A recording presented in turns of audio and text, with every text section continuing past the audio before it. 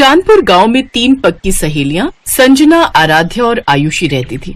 वो तीनों एक ही स्कूल में एक ही क्लास में पढ़ती थी। छुट्टी के बाद वो तीनों एक साथ बाहर निकली। वो देखो, हमारे बर्गर वाले चाचा आ गए। ये बिल्कुल टाइम पर आते हैं हमेशा। वो तीनों बर्गर वाले के पास चली गई। बोल संजना, क्या खाएगी तू? बर्गर, मोमोज या पानी पूरी? इतने में उसी थोड़ी दूरी पर एक दूसरी लड़की बीच में बोल पड़ी। अरे वो बेचारी क्या बताएगी, वो तो बेचारी तुम दोनों के सहारे ही चाचा के बर्गर के ठेले के पास आ जाती है। अगर तुम दोनों अमीर सहेलियां उसकी जिंदगी में ना होती तो वो आज तक बर्गर की शक्ल तक नहीं देख पाती। इतना सुनते ही आराध्या और आयुषी मुस्कुराई और उस लड़की के पास चली गई। आप दोनों मेरे पास क्यों चले आई? जाओ जाओ, अपनी गरीब सहेली को बर्गर पिज्जा खिलाओ। उसके इतना बोलते ही आराध्या और आयुषी ने उस लड़की को मारना शुरू कर दिया। उन दोनों लड़कियों को रोकते रहे, लेकिन वो लड़कियां नहीं रुकी और उसे मारती रही। तूने ही कहा था ना कि हम दोनों बहुत अमीर हैं। ये ले पैसे, अपना इलाज करा लेना। उम्मीद से ज्यादा ही पैसे हैं ये। आज के बाद हमारी सहेली के खिलाफ किसी ने जरा सा भी कुछ कहा तो उसका अंजाम इससे भी खौफनाक होगा। चल संजना, अब घर चलते हैं। वो तीनों सहेलियां वहां से चली गई। तभी चाचा ने उस लड़की से कहा, बिटिया, मुझे लगता है कि आज के बाद आप किसी भी गरीब का मजाक नहीं उड़ाओगी। तो इस तरह से उन तीनों की दोस्ती के चर्चे पूरे स्कूल में थे। संजना गरीब जरूर थी, लेकिन आयुषी और आराध्या उसे इस बात का कभी भी मलाल नहीं होने देती थी। रास्ते में, मैं कितनी खुशनसीब हूँ कि मुझे तुम दोनों जैसी सहेलियां मिली। तुम दोनों इतनी ज्यादा अमीर हो, तुम दोनों के पिताजी की खुद की कंपनियां चलती हैं, फिर भी तुम दोनों मुझसे कितना प्यार करती हो। तुम दोनों को तो किसी बड़े अमीरों वाले स्कूल में पढ़ना चाहिए। अगर आगे से खुद को गरीब कहा तो मैं तेरा भी वही हाल करूंगी जो उस लड़की का किया था। तो इस तरह से उन तीनों की दोस्ती चलती रही। दिन बीतते गए और एक दिन संजना के गांव में बहुत भयंकर बाढ़ आ गई। 2-3 दिन संजना स्कूल नहीं आई। एक रोज छुट्टी के समय, आयुषी 3 दिन हो गए संजना स्कूल नहीं आई। चल उसके गांव चलते हैं, कहीं बारिश की वजह से बुखार तो नहीं आ गया। वो दोनों पैदल संजना के गांव की तरफ निकल पड़ी। जैसे ही दोनों संजना के गांव के पास पहुंची, वैसे ही कुछ पुलिस वालों ने दोनों को रोक लिया। कहाँ जा रही हो तुम दोनों? इस गांव में मेरी सहेली रहती है। अब इस गांव में कोई नहीं रहता। 2 दिन पहले इस गांव में भयंकर बाढ़ आई थी, जिससे सारे घर बह गए। बहुत सारे लोगों की तो जाने तक चली गई। जो बच गए वो किसी तरह अपनी जान बचाकर भाग गए। ये सुनकर आराध्या और आयुषी को झटका लगा। पता नहीं बेचारी कहाँ होगी, पता नहीं जिंदा भी होगी या नहीं। ऐसा मत बोल आयुषी, हम जल्द ही उसे ढूंढ निकालेंगे। उन दोनों ने संजना को ढूंढने की खूब कोशिश की, पर वो नहीं मिली। उन दोनों ने संजना के बारे में अपने अपने पिता को भी बताया। उनके पिता ने पुलिस की मदद ली, पर कुछ नहीं पता चला संजना के बारे में। फिर एक रोज स्कूल की तरफ से कहीं टूर जाने वाला था। बच्चों, इस क्लास के सभी लोगों का इस स्कूल में आखिरी साल है।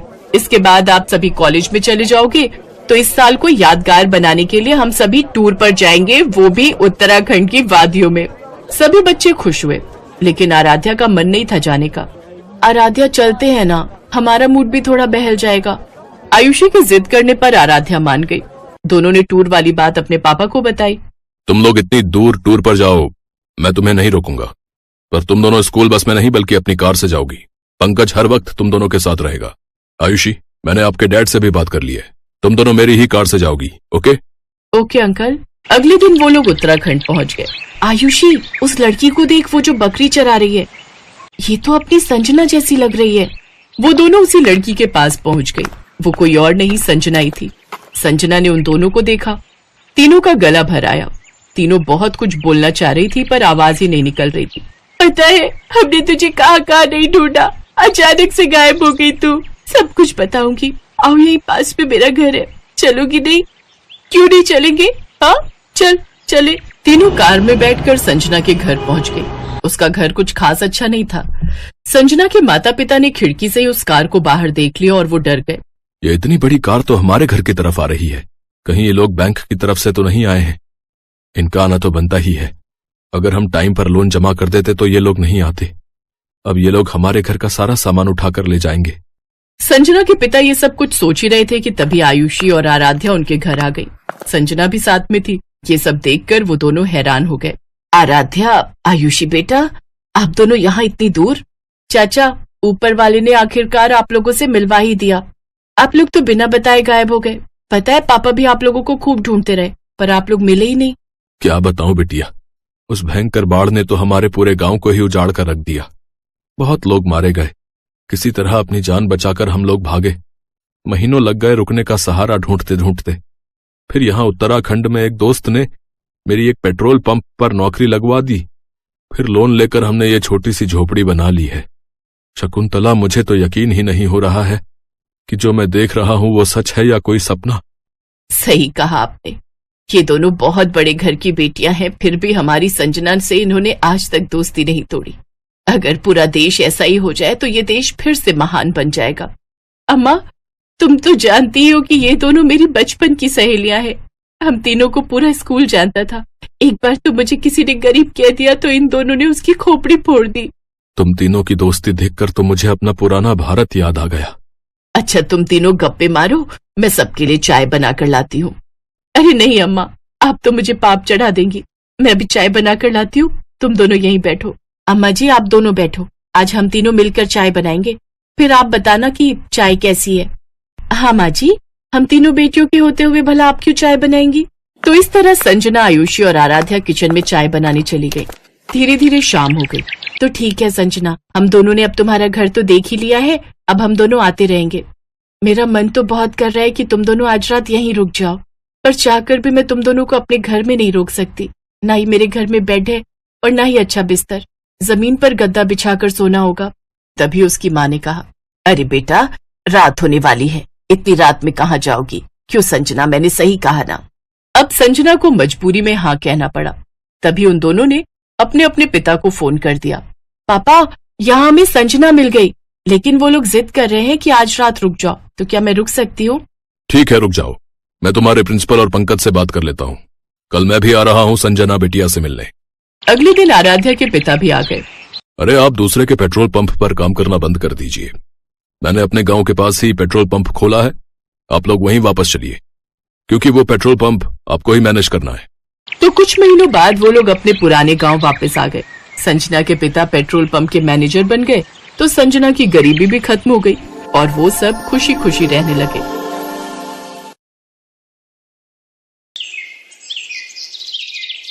कविता, कविता, आजा।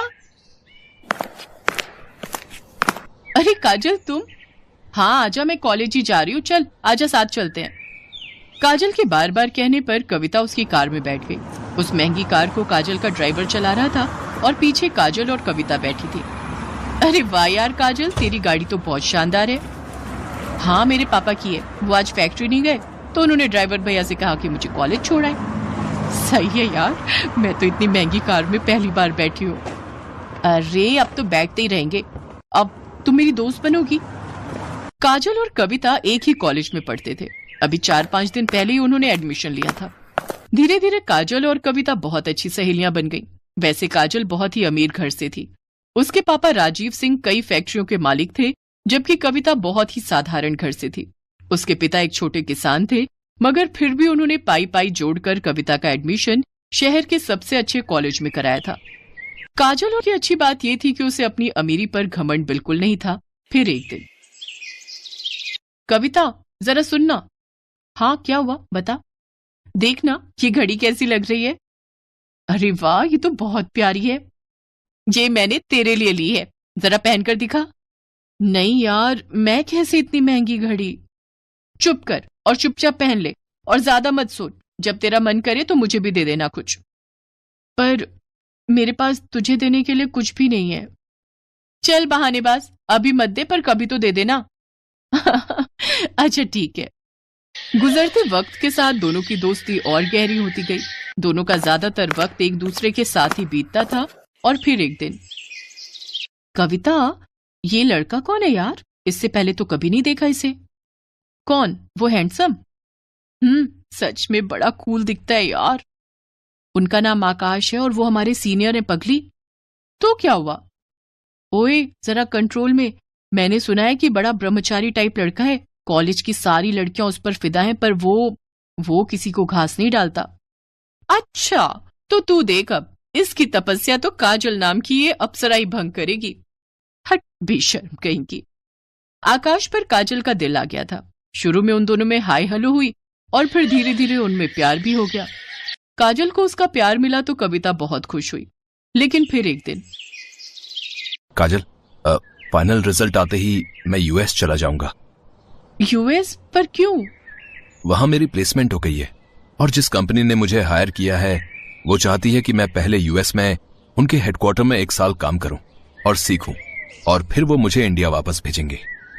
पर मैं 1 साल कैसे रहूंगी तुम्हारे बिना? कहते हैं सब्र का फल मीठा होता है पगली। अरे तू कब आई? जब तुम दोनों आशिकी फरमा रहे थे। सुन, जाने दे आकाश को, वो वहां नहीं जाएंगे तो जॉब कैसे लेंगे? क्यों, मैंने सही कहा ना? बिल्कुल सही। काजल, बस 1 साल दे दे मुझे, फिर मैं तुम्हारे पापा से तुम्हारा हाथ मांगने आऊंगा। ठीक 1 महीने बाद आकाश काजल से विदा लेकर विदेश चला गया। काजल उसे याद करती और हसीन सपने बुनती, लेकिन होनी को तो कुछ और ही मंजूर था। अचानक काजल ने कॉलेज आना बंद कर दिया। उसका फोन भी बंद आ रहा था। कविता को उसकी चिंता होने लगी तो एक दिन वो काजल के घर ही पहुंच गई। वहां उसका सामना काजल के पिता राजीव सिंह से हुआ। कौन हो तुम और क्या चाहिए? जी मैं वो काजल की दोस्त हूँ, उसे कुछ नोट्स देने आई थी। नोट्स? उनकी कोई जरूरत नहीं है, अब हो गई काजल की पढ़ाई। पर अभी कैसे? अभी तो लास्ट सेमेस्टर बाकी है ना अंकल। कह दिया ना तो कह दिया, चली जाओ यहां से और दोबारा कभी मत आना। कविता को कुछ समझ नहीं आ रहा था। वो उदास होकर वहां से जाने लगी, लेकिन घर के बाहर निकलते ही उसकी तरफ एक कागज की बॉल गिरी। कविता ने उस कागज को खोलकर देखा तो लिखावट काजल की थी।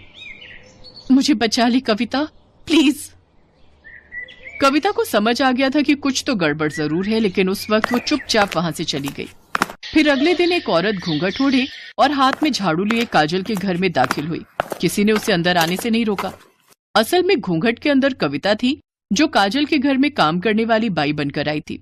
घर में आते ही उसने काजल को ढूंढना शुरू कर दिया और जैसे तैसे वो काजल के कमरे तक पहुंची गई। लेकिन कमरे का नजारा देखकर कविता हैरान रह गई। काजल का मुंह और हाथ पैर बंधे हुए थे। काजल, ये सब क्या है? किसने किया ये? कविता तू आ गई, भगवान का शुक्र है। कविता, मेरे पापा ने मेरा सौदा कर दिया है। तू तो जानती है ना कि मैं और आकाश एक दूसरे से कितना प्यार करते हैं, पर मेरे पापा अपने बिजनेस पार्टनर से मेरी शादी कराना चाहते हैं। वो 55 साल का बुढ़ा है। उसने अपनी पहली पत्नी को मार दिया था और वो मुझे भी मार देगा। हैं? पर तेरे पापा वो ऐसा कैसे कर सकते हैं तेरे साथ? उन्होंने उस बुढ़े से बहुत बड़ा लोन लिया था जिसे वो चुका नहीं पाए, और पैसों के बदले अब वो मुझे सौंपने वाले उस बुढ़े को। इतना कहकर काजल फूट फूट कर रोने लगी, लेकिन कविता तैयार थी अपनी सहेली को इस मुसीबत से निकालने के लिए। उसने तुरंत दिमाग दौड़ाया और अपनी साड़ी उतारकर काजल को पहना दी और खुद काजल के कपड़े पहनकर उसकी जगह बैठ गई। फिर कविता की जगह काजल आराम से घर से बाहर निकल गई। फिर कुछ देर के बाद,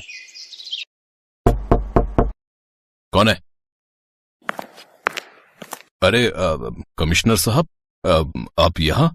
क्या हुआ? क्या बात है? मुझे आपके घर की तलाशी लेनी है। पर तलाशी क्यों? क्योंकि मुझे खबर मिली है कि आपने यहाँ किसी लड़की को कैद करके रखा है। इतना कहकर पुलिस कमिश्नर के साथ आए पुलिस वालों ने घर की तलाशी शुरू कर दी और कुछ ही मिनटों में कविता उनके साथ खड़ी थी। उसके चेहरे पर चोट के कई निशान थे। असल में राजीव को जैसे ही कविता और काजल के प्लान का पता चला तो उसने कविता को ही अपने गुस्से का शिकार बनाया और उसके साथ मारपीट की। लेकिन अब वो अपना किया भुगतने वाला था। पुलिस ने फौरन राजीव को गिरफ्तार कर लिया। उधर आकाश को जैसे ही इन सब की खबर मिली तो वो भागा भागा यूएस से इंडिया आ गया और फिर कविता ने एक मंदिर में आकाश और काजल की शादी कराई। थैंक यू कविता, अगर तुम ना होती तो। अरे ऐसे कैसे नहीं होती मैं? मेरी सहेली को जब भी मेरी जरूरत होगी मैं हमेशा उसके साथ खड़ी रहूंगी। इतना कहकर कविता ने काजल को गले से लगा लिया और काजल बस यही सोच रही थी कि जो तोहफा कविता ने उसे दिया है, क्या वो कभी उसकी बराबरी कर पाएगी।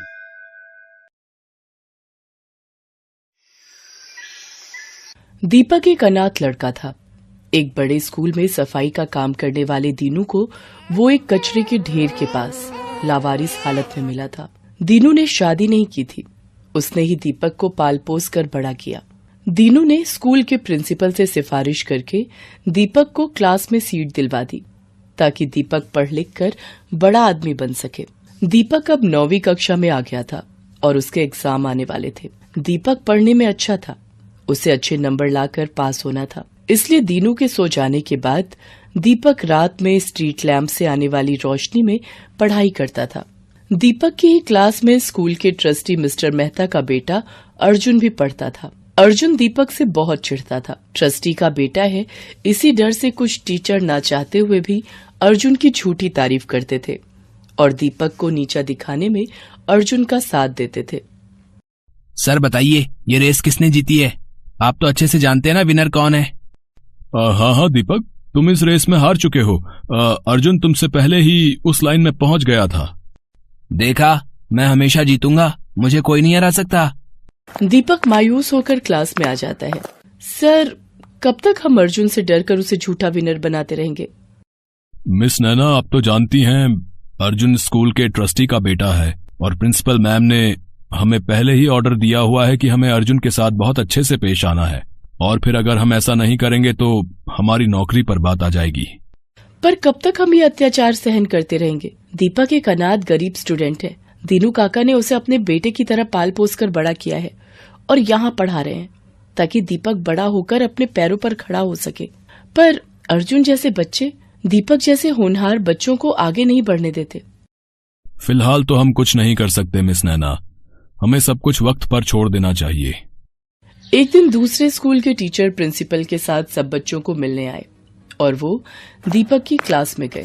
उन्होंने सब बच्चों से कंप्यूटर के कुछ सवाल पूछे, पर सबसे पहले दीपक ही हाथ खड़ा करता था। प्रिंसिपल ने दूसरे स्कूल के टीचर से कहा, अरे नहीं सर, इसे कोई उत्तर नहीं आता होगा। इसके घर तो कंप्यूटर ही नहीं है। ये हमारे स्कूल की सफाई कर्मचारी का बेटा है। उसने बहुत जिद की तो हमने इस अनाथ बच्चे पर मेहरबानी करके स्कूल में सीट दे दी। नहीं सर, मुझे सचमुच इस प्रश्न का उत्तर आता है, मैंने इसके बारे में पढ़ा है। सर, अर्जुन इस प्रश्न का उत्तर जानता है। अर्जुन, इस प्रश्न का उत्तर तुम दोगे। सर, मुझे इस प्रश्न का उत्तर नहीं आता, मैंने इसके बारे में नहीं पढ़ा। सर, मुझे पता है, क्या मैं उत्तर दूं? हाँ बेटा, तुम उत्तर दो। दीपक का उत्तर सही था। दूसरे स्कूल के टीचर के साथ साथ स्कूल के सभी बच्चे दीपक के लिए तालियां बजाते हैं। प्रिंसिपल सर बिल्कुल चुप थे। अर्जुन इस बात में अपना अपमान समझता है और दीपक से बदला लेने की योजना बनाता है। मुझे इस दीपक का कुछ करना ही होगा और मुझे पता है ये इस स्कूल से कैसे निकलेगा। दीपक की परीक्षा आने वाली थी। वो परीक्षा के लिए बहुत मेहनत कर रहा था। अर्जुन स्कूल के गार्ड को धमकाकर अगले दिन होने वाली परीक्षा का पेपर चुरा लेता है और दीपक के स्कूल बैग में रख देता है और जाकर प्रिंसिपल सर को भड़का देता है। आइए सर, मैंने अपनी आंखों से दीपक को कल होने वाले एग्जाम पेपर की चोरी करते देखा है। अगर आपको यकीन नहीं हो रहा तो आप गार्ड से भी पूछ सकते हैं। गार्ड से पूछने की जरूरत नहीं है, अभी हम दीपक का बैग चेक कर लेते हैं। अर्जुन तो पहले ही दीपक के बैग में एग्जाम के पेपर रख चुका था। दीपक के बैग में एग्जाम पेपर मिल जाता है। सर, मुझे नहीं पता ये पेपर मेरे बैग में कैसे आया, मैं इसके बारे में कुछ भी नहीं जानता, मेरा विश्वास कीजिए सर। जाकर दीनू को बुला कर लाओ। हमें इस दीपक जैसे स्टूडेंट को अपने स्कूल में एक सेकंड भी नहीं रखना। अगर ये इस स्कूल में रहा तो हमारे और भी बच्चे चोर बन सकते हैं। सर, मेरा दीपक चोरी नहीं कर सकता, ये ऐसा नहीं है, मेरा विश्वास कीजिए। बाबा, मैंने चोरी नहीं की, मुझे नहीं पता मेरे बैग में ये पेपर कहां से आया। मैं कुछ नहीं सुनूंगा। मैंने तुम पर तरस खाकर कि चलो अनाथ बच्चा पढ़ लिख जाएगा, इसलिए स्कूल में एडमिशन दिया, पर दीनू शायद इस बच्चे में संस्कार नहीं आ पाए। आखिर है तो अनाथ ही, और तुम भी तो मामूली सफाई वाले हो। हमें सब पता है, ये गरीब बच्चे चोर ही बनते हैं। बड़े स्कूल में पढ़ने की इनकी औकात नहीं है। इसे ले जाओ यहां से, वरना मैं पुलिस को बुला लूंगा। दीनू रोता हुआ दीपक को ले जाने लगता है। अर्जुन अपनी मक्कारी पर बहुत खुश था। प्रिंसिपल अपने ऑफिस में आ जाते हैं। तभी वहां मिस नैना आती हैं।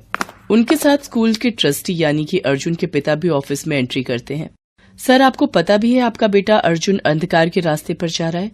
आज उसने दीपक जैसे एक होनहार बच्चे पर चोरी का झूठा इल्जाम लगा दिया। मैं चाहती तो अर्जुन को चोरी करते समय भी रंगे हाथों पकड़ सकती थी, पर शायद ये छूट जाता, क्योंकि उसे घमंड है कि वो इस स्कूल के ट्रस्टी का बेटा है। मैंने उसे चोरी करते हुए सारी रिकॉर्डिंग अपने फोन में कर ली। ये देखिए मिस्टर मेहता, आपका बेटा स्कूल में एग्जाम पेपर चोरी कर रहा है। क्या आप चाहते हैं कि वो बुराई के रास्ते पर जाए और एक दिन आपका नाम मिट्टी में मिला दे? मैं चाहूँ तो इस वीडियो को पूरे स्कूल में दिखा सकती हूँ, पर आप जानते हैं कि आपकी कितनी बदनामी होगी। आई एम सॉरी मिस नैना, मैं बिल्कुल नहीं जानता था कि मेरा बेटा मेरे नाम का इतना फायदा उठा रहा है। मुझे किसी ने कोई खबर नहीं दी। आप कृपया करके इस वीडियो को किसी को भी ना दिखाएं, नहीं तो मेरे बेटे का भविष्य खराब हो जाएगा। अर्जुन के पिता बहुत दुखी होते हैं। अर्जुन ऑफिस में आता है। वीडियो देखकर वो घबरा जाता है। पापा, मुझसे गलती हो गई। मैं सिर्फ दीपक से बदला लेना चाहता था। पापा, मुझे माफ कर दो। दीपक जैसे होनहार बच्चे पर चोरी का इल्जाम लगाते तुम्हें शर्म नहीं आई है? तुम्हें अपना बेटा कहते हुए मुझे सचमुच बहुत शर्मिंदगी महसूस हो रही है। मैं तुमसे अब कभी भी बात नहीं करूंगा। तुम जैसे चाहो अपनी लाइफ को जी सकते हो। अब तुम्हारी मम्मी और मैं तुमसे कोई मतलब नहीं रखेंगे। नहीं पापा, ऐसा मत करो। मैं आपसे और मम्मी से बहुत प्यार करता हूँ। मुझे माफ कर दो, मुझसे गलती हो गई।